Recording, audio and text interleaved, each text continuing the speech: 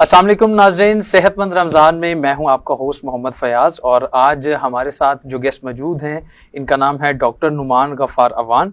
आप senior lecturer हैं central park medical college में और इसी सेंट्रल पार्क मेडिकल कॉलेज में आप कंसल्टेंट फिजिकल थेरेपिस्ट हैं और आज का जो हमारा टॉपिक है वो है बॉडी रिहेबिलिटेशन इन रमज़ान। सबसे पहले हम आपको खुशामदीद कहते हैं सर। अस्सलाम वालेकुम। वालेकुम सलाम। कैसे हैं डॉक्टर साहब? अल्हम्दुलिल्लाह। फयाज भाई बहुत शुक्रिया आपका कि आपने इतने इंफॉर्मेटिव प्रोग्राम में मुझे इनवाइट किया और मैं आपको और आपकी पूरी टीम को मुबारकबाद देना चाहूंगा कि जिन्होंने रमज़ान में इतना इंफॉर्मेटिव और प्रोडक्टिव प्रोग्राम्स लॉन्च किए। इसका जनरल पब्लिक को बहुत ज्यादा फायदा हो रहा है। जो हमें टीवी चैनल्स के ऊपर टिपिकल प्रोग्राम्स देखने को मिलते हैं, आपका प्रोग्राम उनसे टोटली डिफरेंट है। बिल्कुल, और आपने बहुत ज्यादा इंफॉर्मेटिव कंटेंट रखा हुआ है अपने प्रोग्राम में, तो इसलिए आप मुबारकबाद के मुस्तहिक हैं। थैंक यू सो मच जी। बिल्कुल, हम इसी तरह सेहतमंद रमज़ान के बाद भी अपने इस हेल्थ और फिटनेस की मोटिवेशन के ऊपर काम करते रहेंगे और आपको हम आप ये समझ लें कि ज़हमत देते रहेंगे कि आप आएं और हमारी ऑडियंस को। ये बल्कि मेरे लिए भी खुशी की बात है कि मुझे इस प्लेटफॉर्म से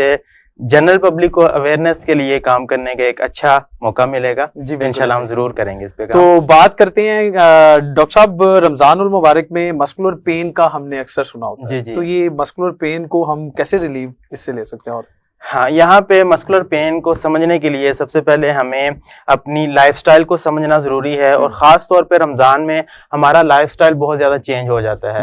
हमारे सोने जागने की रूटीन चेंज हो जाती है, हमारे खाने पीने की रूटीन चेंज हो जाती है, हमारी वर्क लाइफ जो जितनी भी चीजें वो सारी रूटीन चेंज हो जाती है। तो जब नींद हमारी पूरी प्रॉपर नहीं होगी उसकी वजह से भी मस्कुलर पेन होगी।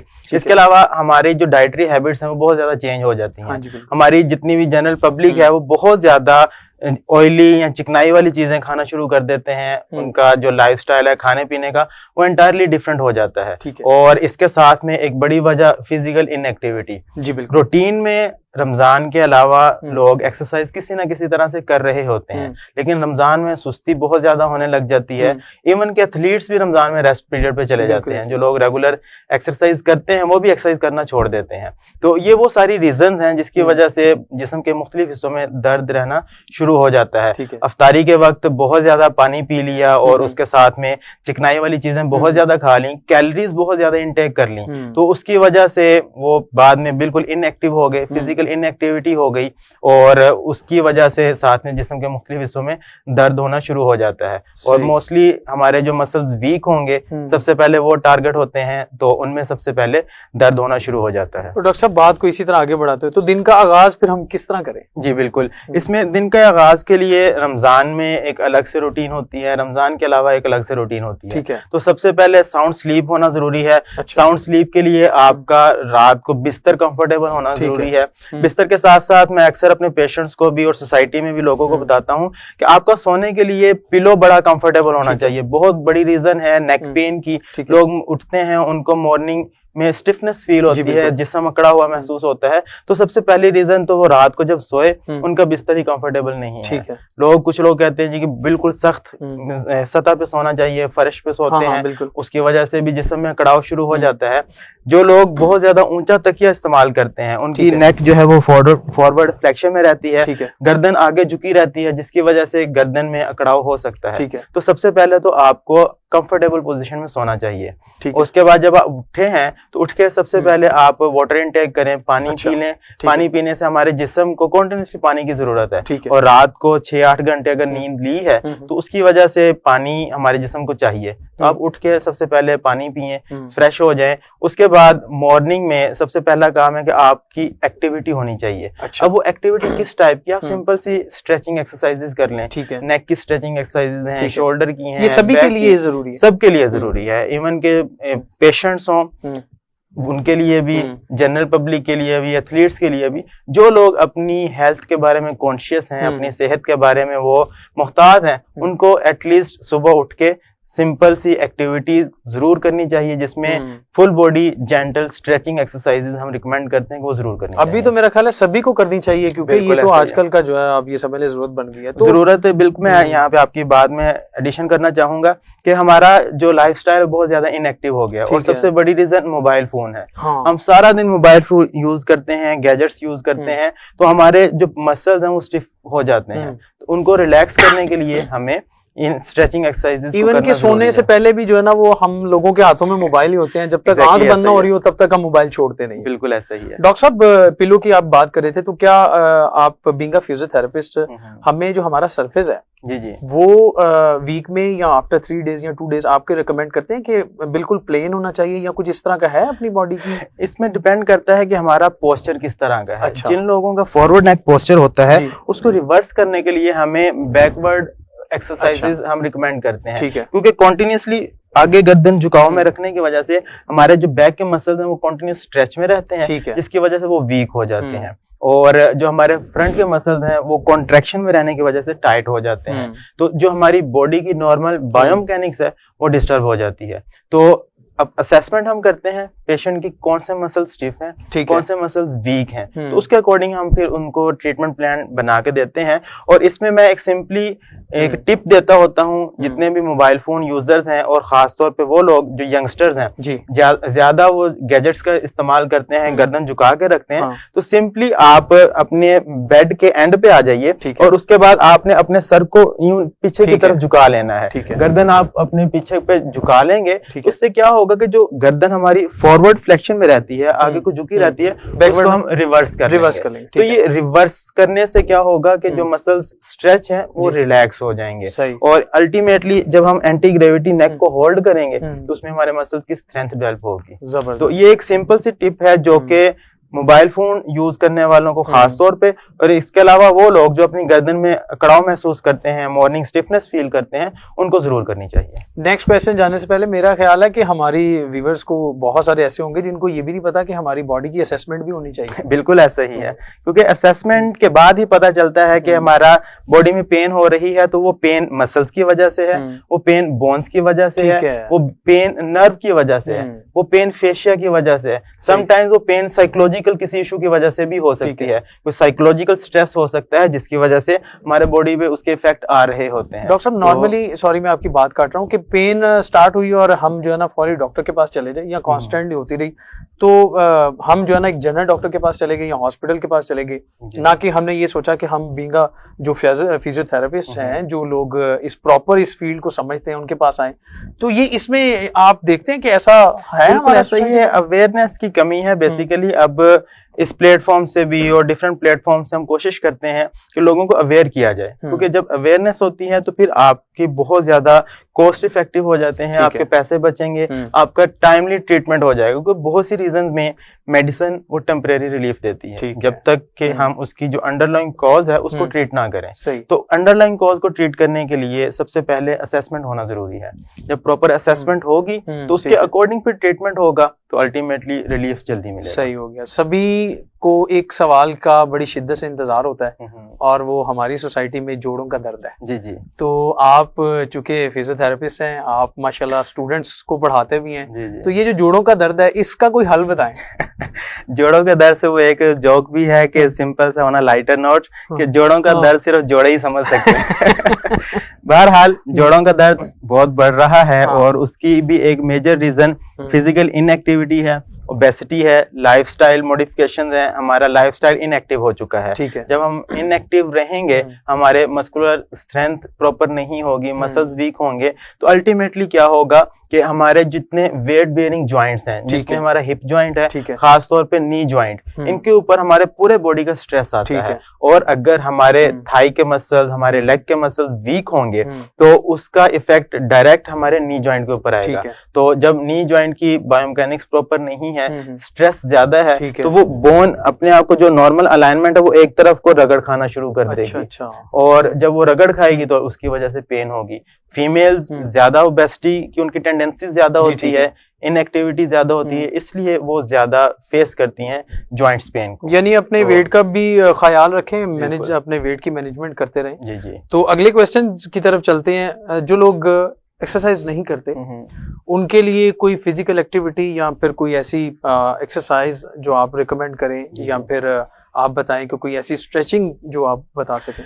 एक बहुत बड़ा ये कॉमन प्रॉब्लम है, बहुत ज्यादा लोग वो कहते हैं कि हमारी डेली रूटीन इस तरह की है कि हमें टाइम नहीं मिलता एक्सरसाइज के लिए, हम एक्सरसाइज के लिए टाइम कैसे निकालें। तो उसके लिए उनको सिंपल सी टिप्स को फॉलो करना जरूरी है कि अगर आप गाड़ी पे या कार पे, बाइक पे अपने ऑफिस जाते हैं तो वो जरा दूर खड़ी करें। ठीक है। तो आप जहां से पार्किंग से लेके आप अपने ऑफिस तक पैदल चल के जाएं, उसमें भी आपकी एक्टिविटी हो रही है। इसी तरह लिफ्ट यूज करने की बजाय आप स्टेयर्स को प्रेफर करें, उससे भी आपकी एक्टिविटी होगी। फिर एक्सरसाइज के लिए जरूरी नहीं है कि आपने मॉर्निंग वॉक ही करना है या इवनिंग में स्पेशल टाइम निकालना है। आप अपनी वर्क प्लेस पे अपने लिए 5 मिनट निकाल लीजिए, उसमें सिंपल आप लाइट जंपिंग शुरू कर दें। स्पॉट जंपिंग हम उसे कहते हैं कि आप एक ही जगह पे खड़े होके 1 मिनट के लिए, 1.5 मिनट के लिए जंपिंग शुरू कर दें। ठीक है। यहाँ पे एक बहुत बेसिक फॉर्मूला मैं बताना चाहूंगा कि अगर आपने अपनी सेहत का ख्याल रखना है तो आप सबसे पहले अपनी कार्डियो बेहतर करें। अच्छा। कार्डियो का मतलब क्या है कि आपका सांस नहीं फूलना चाहिए। अगर आपके 10-12 स्टेप्स लेने से, स्टेयर्स चढ़ने से आपका सांस फूल रहा है तो इसका मतलब कि आपकी कार्डियो बेहतर नहीं है। आपको अपनी कार्डियो के ऊपर काम करना है कि आप 3-4 मंजिला चढ़ जाएं सीढ़ियां, आपका सांस ना फूले। और उसके लिए सिंपल आप स्पॉट जंपिंग शुरू कर दें कि एक ही जगह पे खड़े होके जंप करना शुरू कर दें। बेहतरीन एक्सरसाइज है। इसी तरह आप एक ही जगह पे, घर में, कमरे में, ऑफिस में, किसी भी जगह पे आप सिंपल स्क्वेटिंग कर सकते हैं। ठीक है। उससे भी आपकी फुल बॉडी स्ट्रेंथ भी होगी, आपकी कार्डियो भी बेहतर होगी। जंपिंग जैक एक सिंपल सी एक्सरसाइज है, वो आप अपने ऑफिस में, कमरे में, किसी भी जगह पे कर सकते हैं। इसके अलावा अगर आप सेहत के बारे में कॉन्शियस हैं तो फिर डेफिनेटली आपको टाइम निकाल के ग्राउंड में जाएंगे तो उसमें आप साइकोलॉजिकली ज्यादा इन्वॉल्व हो जाएंगे। लेकिन अपने लिए टाइम निकालना जरूरी है। पूरे दिन में 5 मिनट, 10 मिनट निकाल लें, स्पॉट जंपिंग करें, उसमें आप जंपिंग जैक्स करें, प्लैंक्स करें, स्क्वेटिंग करें। तो these are different simple exercises जो आप किसी भी जगह पे कर सकते हैं और इससे अल्टीमेटली आपकी सेहत बेहतर रहेगी। डॉक्टर साहब ये भी बताइएगा कि जिस तरह आप अभी बात कर रहे थे हमारी थेरेपी जो है, जी, तो हम एक्चुअली हमारे माशरे में इसी तरह होता है कि जब हम पानी सर से गुजर जाता है ना तब डॉक्टर के पास जाते हैं। बिल्कुल ऐसा ही है। तो जो जनरल परसेप्शन पे जो लोग हैं, जनरल जो हमें देखा जाता है, उनको भी थेरेपी करवानी चाहिए या फिर अपनी बॉडी का जो है वो असेसमेंट करवानी चाहिए? ये बहुत अहम आपने सवाल पूछा है। इसको हम अपने पेशेंट्स को बताते हैं कि हमारी जो सेहत है इसको हम 3 लेवल्स पे ट्रीट करते हैं। सबसे पहला लेवल है प्रिवेंशन। हम अपने आप को बीमार होने से किस तरह से बचा सकते हैं। अब उसमें प्रिवेंशन में क्या कहाँ पे रोल आएगा कि ऑफिस वर्कर है, कंप्यूटर पे काम कर रहा है, झुक के काम कर रहा है, अगर उसे सिंपली ये बता दिया जाए कि आपने अपना पोस्चर सीधा रखना है, आपकी कमर सीधी रहनी चाहिए, आपका अपराइट पोस्चर है कि आपके कान आपके कंधे के ऊपर होने चाहिए। अगर आपके कान आपके कंधे से कंटिन्यूअसली आगे रहते हैं तो इसका मतलब है कि आपका पोस्चर प्रॉपर नहीं है। ये प्रिवेंशन है। ये फिजियोथेरेपिस्ट का रोल है कि हम बीमारी से पहले ही किस तरह से अवेयर कर सकते हैं। अवेयरनेस में फिजियोथेरेपी का रोल आता है और इसमें जरूरी नहीं है कि वो बीमार होने के बाद ही हमारे पास आएंगे। तो प्रिवेंशन में बहुत अहम रोल है। उसके बाद ट्रीटमेंट, अगर बीमारी पैदा हो गई है, पेन शुरू हो गया, तो फिर तो अल्टीमेटली ट्रीटमेंट करवाना पड़ेगा। और समटाइम्स हम उसको कहते हैं कि हमें मैनेज करना पड़ता है। खुदा ना खास्ता किसी की टांग कट गई किसी बीमारी की वजह से, अब वो तो रिस्टोर नहीं हो सकती। फालज हो गया, अब वो फालज में ब्रेन का जो है डैमेज हो गया, उसे हम रिस्टोर नहीं कर सकते। लेकिन उसे इस काबिल बनाना कि वो अपने रोजमर्रा के कामकाज बगैर किसी सहारे के कर सके, तो उसे हम कहते हैं मैनेज करना। तो हमें प्रिवेंशन के ऊपर भी काम करना पड़ता है, ट्रीटमेंट के ऊपर भी काम करना पड़ता है और साथ में मैनेजमेंट के ऊपर भी काम करना पड़ता है। तो इसके लिए हम ओवरऑल पॉपुलेशन को 2 कैटेगरीज में डिवाइड करते हैं कि हमारे पास हमारे क्लाइंट्स होते हैं और हमारे पेशेंट्स होते हैं। क्लाइंट्स वो लोग हैं जो बीमार नहीं हैं, जो अपनी सेहत के बारे में कॉन्शियस हैं, जो पता करना चाहते हैं कि हम बीमारी से कैसे बच सकते हैं। तो इसलिए जनरल पब्लिक में हर इंसान को, हर उस शख्स को जो सांस लेता है, उसे फिजिकल थेरेपी की जरूरत है। बिल्कुल, मेरा ख्याल है कि हम सबको जो है ना वो और कुछ करे ना करें, हमें अपनी असेसमेंट जरूर करवानी चाहिए। हमें एक बार जरूर अपना जो है ना वो चेकअप करवाना चाहिए और वो मेडिकली भी हो सकता है। आप अपना जो है एथिकली, सोशली, मॉरली, यानी आप अपना चेकअप जरूर करवाएं ताकि आपको पता चले कि आप किस स्टेज पे खड़े हैं। आखिरी सवाल, दिन का थका मांदा एक बंदा जब घर आता है, बिल्कुल, और रमजान के अंदर तो वैसे थकावट हो जाती है, तो कोई ऐसी टिप्स बताएं ताकि हम जो है ना वो रिलैक्स हो जाएं। बिल्कुल, इसमें मैं 2 बातें बताना चाहूंगा। एक तो अगर आपको फटीग फील हो रही है और वो फटीग है आपकी एक्सर्शन की वजह से, आपने पूरा दिन कामकाज किया, आपने फिजिकली एक्टिव रहे हैं, उसके बाद डेफिनेटली थकावट होगी। तो उस थकावट को कम करने के लिए हमें स्ट्रेचिंग करना चाहिए होती है। अब स्ट्रेचिंग में 2 टाइप्स होती हैं, हम एक को बलिस्टिक कहते हैं, एक को स्टैटिक कहते हैं। तो थकावट उतारने के लिए हमें स्टैटिक स्ट्रेचिंग करना चाहिए कि जो भी आप स्ट्रेच करें, नेक को कर रहे हैं, अपर लिम्स को, बाजुओं को, टांगों को, बैक को, तो उस स्ट्रेच को एटलीस्ट आपको 30 सेकंड्स होल्ड के साथ परफॉर्म यहाँ पे सॉरी मैं डॉक्टर साहब की बात काट रहा हूँ कि आपको स्ट्रेचिंग के पॉइंट ऑफ व्यू से या एक्सरसाइज के पॉइंट ऑफ व्यू से कोई भी चीज़ जाननी हो तो आप इनके पेज पे भी जा सकते हैं, हम आपको लिंक सेंड कर देंगे नीचे डिस्क्रिप्शन में, तो आप बिल्कुल जाके स्ट्रेचिंग देख सकते हैं जिस तरह वो स्टैटिक और डायनामिक स्ट्रेचिंग की बात करें। जी डॉक्टर साहब जी। और दूसरा, अगर आपको जिस्म में दर्द होना शुरू हो गया है तो उसके लिए मैं एक बहुत बेसिक सा फॉर्मूला बताता हूँ कि ठंडी चोट गर्म टकोर, ठीक है, गर्म चोट ठंडी टकोर। अच्छा। यानी कि एक्यूट इंजरी है, आपको चोट लगी और उसमें आपको स्वेलिंग हो गई है, ठीक है, इट मींस कि वो गर्म चोट है। अच्छा। और वहां पे एरिया आपको स्वेल फील होगा, किसी भी किस्म से चोट लग सकती है, ब्लूइश भी हो सकता है, तो उसमें आइसिंग बहुत इफेक्टिव है, ठीक है। और आइसिंग मोस्टली हम 24 to 48 आवर्स तक रिकमेंड करते हैं। चोट लगी आप उस पे आइसिंग करें, ये भी एक बहुत बड़ा इशू है हमारी सोसाइटी में। जब भी चोट लगती है तो लोग कहते हैं गर्म टकोर करनी शुरू करते हैं, तो वो गर्म टकोर से उसकी इन्फ्लेमेशन और बढ़ेगी। अच्छा, हमने इन्फ्लेमेशन को मैनेज करना है, तो हमें एक्यूट इंजरी में गर्म चोट में ठंडी टकोर करनी है, ठीक है। और अगर आपको चोट नहीं लगी और वैसे आपको जनरल बॉडी पेन फील हो रही है, आपको मस्कुलर स्पैज्म है और आपको थकावट महसूस हो रही है, तो उस वक्त आपको गर्म टकोर करनी चाहिए। ठीक और गर्म टकोर करने के बेशुमार तरीके हैं, 2-3 आसान से तरीके मैं बता देता हूँ कि एक तो गर्म पानी की बोतल मिलती है मेडिकल स्टोर से, ठीक है, आप वो ले लें, उसमें गर्म पानी करके टकोर करें, आपको पेन किलर की जरूरत नहीं पड़ेगी। वो गर्म हीट, गर्म टकोर आपको वहां से ब्लड सप्लाई इंक्रीज करेगी, आपकी दर्द मैनेज हो जाएगी। इसके अलावा हीटिंग पैड मिलते हैं, ठीक है, कुछ भी नहीं है आपके पास, घर में किसी बर्तन में पानी गर्म करिए, उसमें टॉवल डिप कर लें, ठीक है, तौलिया गर्म हो जाए, उसे निचोड़ के उसको आप जिस हिस्से में आप दर्द महसूस करते हैं, थकावट महसूस करते हैं, तो वहां पे आप गर्म टकोर करिए, तो उससे आपकी दर्द में आपको राहत मिलेगी। डॉक्टर साहब बहुत शुक्रिया आपका, आपने हमारे प्रोग्राम के लिए टाइम निकाला और हमारे व्यूवर्स को बहुत कुछ आपने बताया भी, और मुझे यकीन है कि आप लोगों को बहुत ना सिर्फ इससे समय लगी होगी बल्कि आप इसके ऊपर इम्प्लीमेंट भी करेंगे। तो अगले हमारे प्रोग्राम के लिए हमें इजाज़त दीजिएगा। सेहतमंद रमज़ान, अल्लाह हाफिज़। Thank you so much. बहुत शुक्रिया आपका।